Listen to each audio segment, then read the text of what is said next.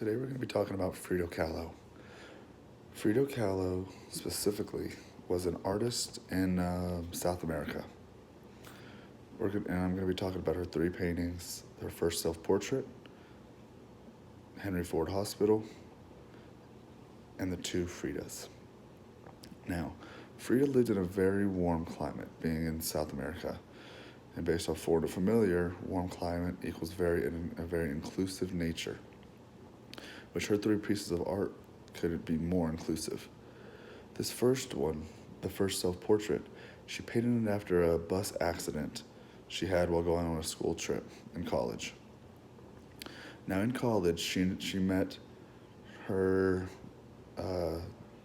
future husband, Diego Rivero, and during that trip, they were kind of having an on and off moment prior to the bus accident.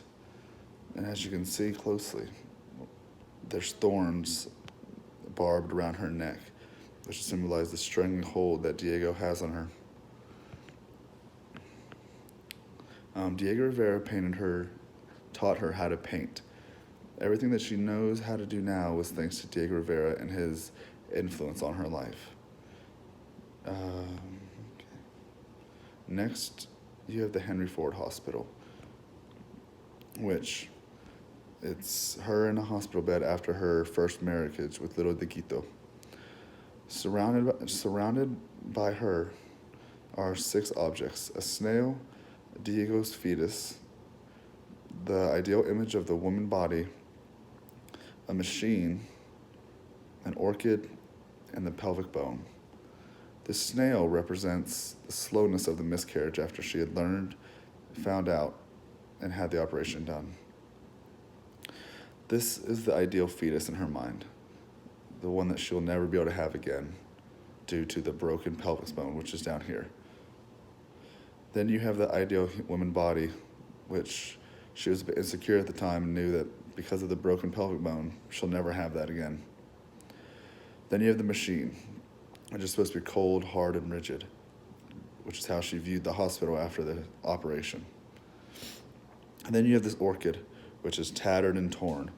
It's supposed to resemble her uterus after this whole procedure, but also Diego's love, because this was the one thing he gave her before the operation. Now finally, we have the two Fridas.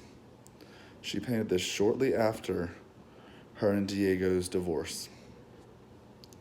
Now, these two Fridas show both of her personalities in one painting.